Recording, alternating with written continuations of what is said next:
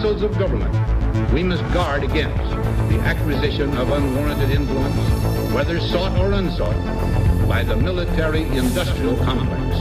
In Dallas, Texas, 3 shots were fired at President Kennedy's motorcade in downtown Dallas. The first reports say that President Kennedy has been seriously wounded by this shooting. It is a big idea, a new world order. It was almost as if it were a planned implosion. It just pancaked. Either you are with us or you are with the terrorists.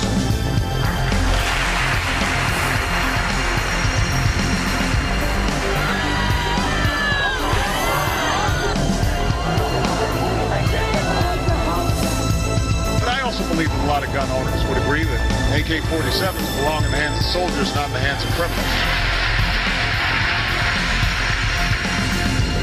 Guns will be taken, and no one will be able to be armed. We will take all guns. For many of the police and guard troops, it is an uncomfortable job to do this in an American city. Global governance at last. Is it one world? The central bankers in charge. But aren't we all just living and dying for what the central banks do? As for me, give me liberty or give me death!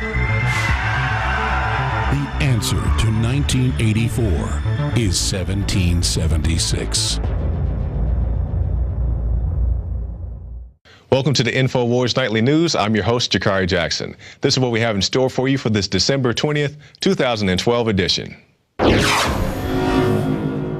Tonight on the InfoWars Nightly News, the media ignores numerous school massacres stopped by gun owners defending children. And Jakari Jackson sits down with David Thweet, superintendent of Harold ISD Schools, who allows his teachers to carry guns in the classroom. Plus, life is so dangerous, should we ban everything? And tomorrow, fearing the end of the world, callers flood NASA. All this and more on tonight's InfoWars Nightly News.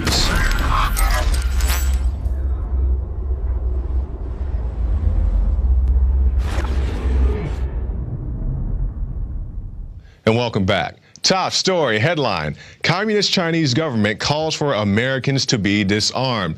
Now, I can't say I'm really surprised that they would call for something like this. It is also on Drudge, so make sure that you check out the mighty Drudge report. The Communist Chinese government, via its state-run media, has called for Americans to be disarmed, arguing that the Sandy Hook school massacre demands no delay for U.S. gun control.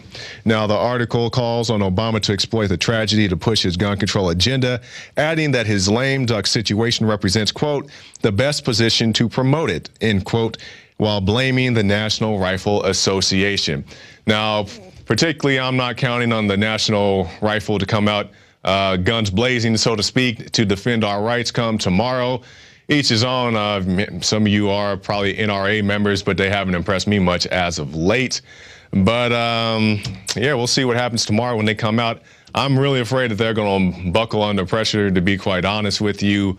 But, you know, we still have Gun Owners of America and, you know, other organizations fighting for your rights. So stick to your guns, so to speak, and hopefully we can bypass this latest storm. Next story. Media ignores numerous school massacres stopped by gun owners defending children. Let's take a look right here. One story that is repeatedly overlooked is how often firearms are used to save lives and stop senseless murders. Now, we have a complete list here. We'll start right there. On Pearl High School in Mississippi, this is back in 1997, a 16-year-old entered the school with a rifle. He killed 2 students, but the assistant principal retrieved a .45 caliber handgun from his glove box in his truck and kept the situation from getting any worse. We'll move on to our next one. Appalachia Law School in Virginia back in 2002. The suspect arrived on campus with a handgun around 1 p.m. and immediately killed 3 people, 2 of which were killed at point-blank range. 2 students retrieved handguns from their vehicles and stopped the situation from getting any worse, and it goes on from there. You can take a look at the complete list in this article. But yeah, this is stuff that the media doesn't want you to hear. They don't want you to know about. They want you to know about Sandy Hook and about Columbine. And yes, those were very serious situations, but you also have situations like this where people were able to arm themselves, defend themselves. And people always talk about, I only want government to have guns and this and that. Well, one school shooting that I guarantee you will not hear about on any mainstream outlet is that of Kent State, where only the government had guns and only the government killed people, unarmed people at that. Students at that school, they don't want you to know about that. They just want you to, it seems like everybody can only remember like 2 or 3 years back. They can't remember anything before that. Back, I don't know, I'm sure that wasn't the original school shooting, but the first big school shooting in this country was Kent State. So let's not forget that. And we'll move on to our next article. Ex-ATF official's gun ends up at Mexican cartel shootout that killed beauty queen. Now, before we go to the article, some of you guys may remember, I believe it was last month, a Mexican beauty queen was hanging out with cartel. Why she was with the cartel, I don't know, but she was hanging out with the cartel. They came against some opposition, a shootout ensued, and she ended up dead, and they found some weapons there, questionable weapons, one of which was from this ATF agent. Let's take a look at the article.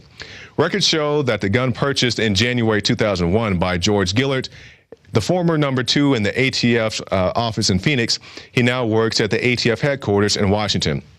Mr. Gillert used a fake address to purchase his weapon, which if you try that, I guarantee you're going to get a knock on your door. But let's keep reading on here.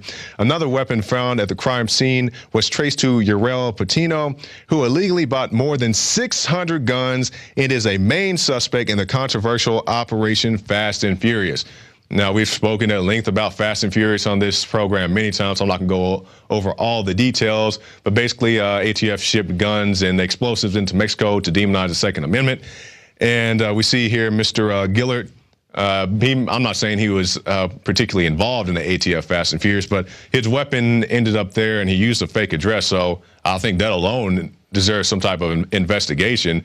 Especially, I mean, they basically 10 minutes away from getting your proctology exam when you go buy a gun. But I'm not even going to go to my dealings at the gun store. But anyway, we'll move on to our next article.